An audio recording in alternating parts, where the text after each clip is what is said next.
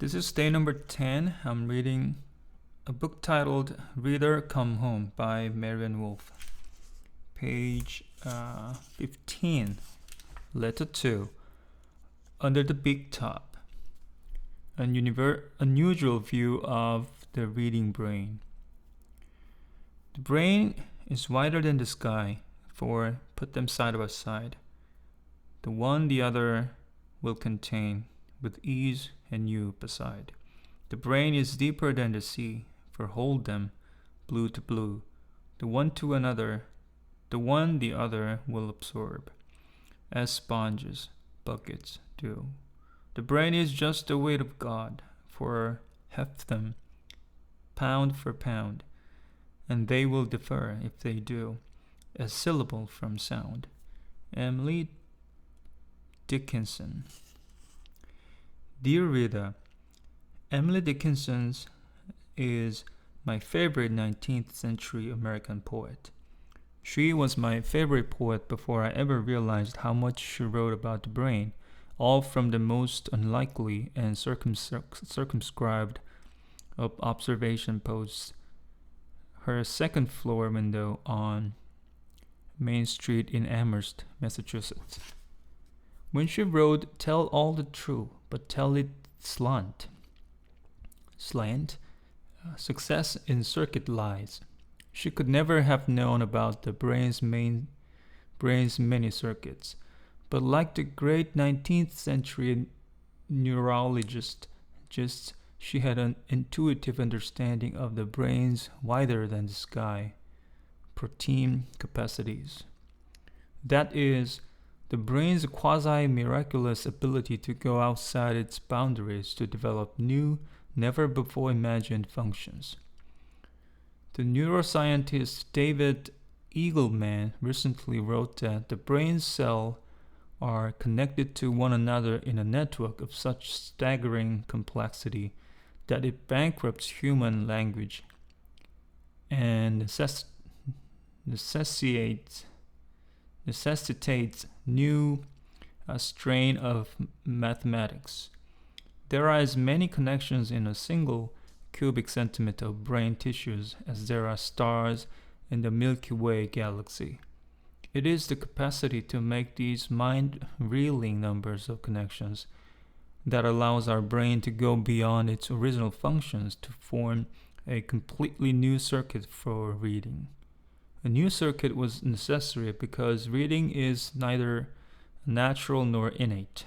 Rather, it is an unnatural cultural invention that has been scarcely 6,000 years in existence.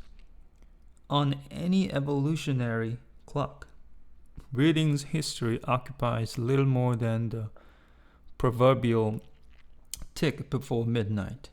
Yet this set of skill is so important in its capacity to change our brains, that is, accelerating our species' development, for better and sometimes for worse.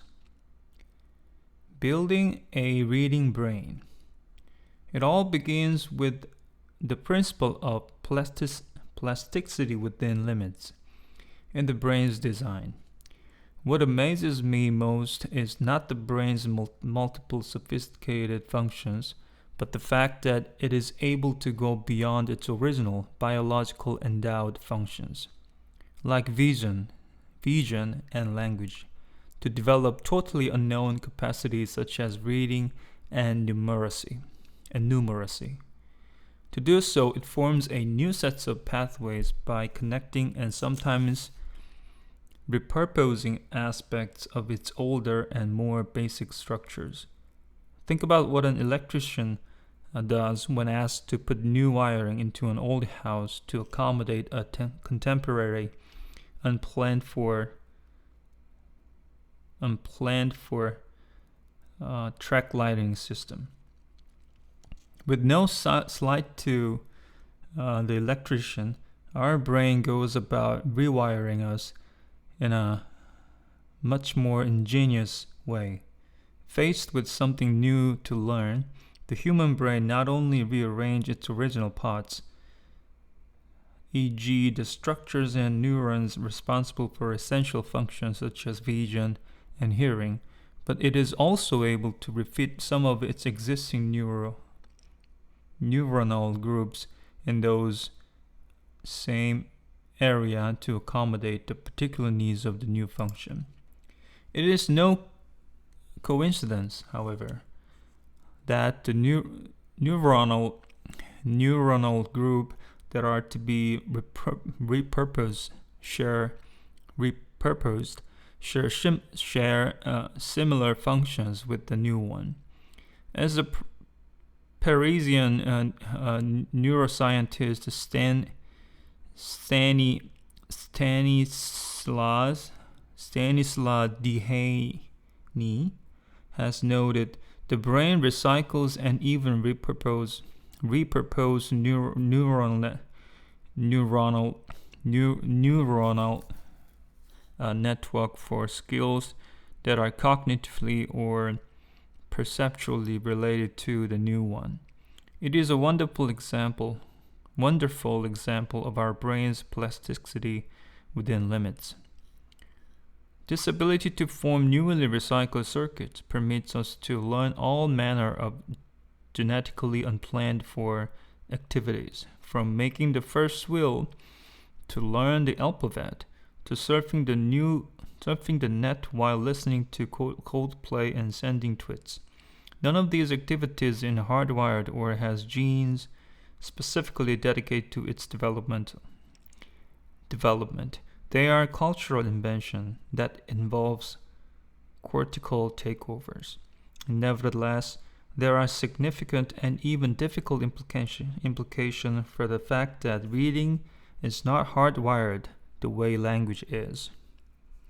Okay, this is it for today. This is Minky, and please correct me if you can. Thank you.